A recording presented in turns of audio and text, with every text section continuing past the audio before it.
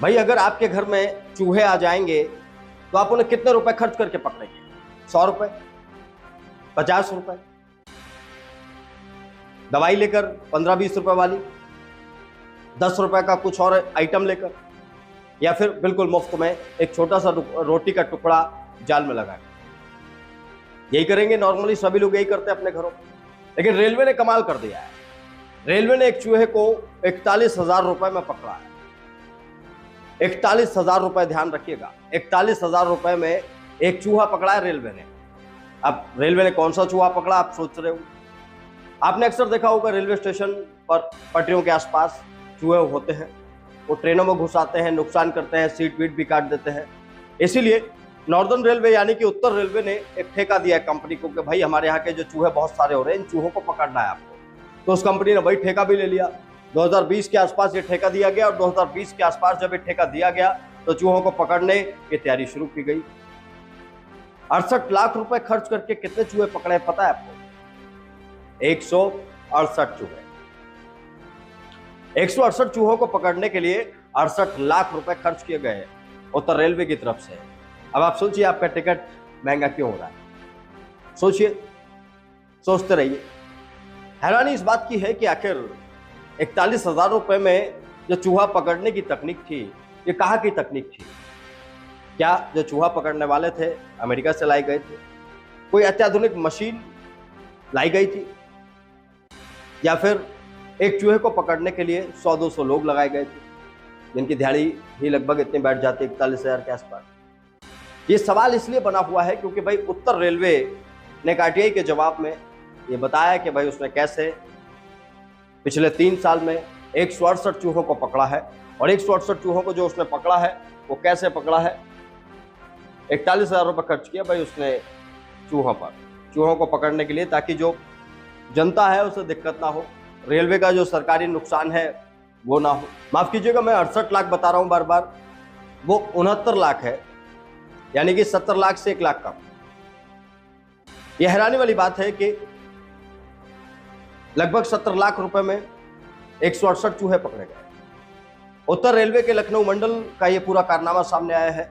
हैरानी की बात यह है कि कोई भी अधिकारी, कोई भी कर्मचारी, कोई भी जिम्मेदार व्यक्ति नहीं था जो ये पता कर पाता कि भाई 68 लाख रुपए जो जा रहे हैं, ये 168 चूहे कैसे पकड़े जाएंगे इन 68 लाख रुपए से। आरटीआई में हुए खुलासे के मुताबिक ये रकम पिछले 3 सालों में खर्च की गई, यानी हर साल लखनऊ मंडल ने चूहों को पकड़ने पर 23.2 लाख रुपए खर्च किए। एक चूहे को पकड़ने में इसी हिसाब से अगर लगा लें आइडिया तो 41,000 रुपए खर्च किए गए, जिसको लेकर अब चर्चाएं हो रही है।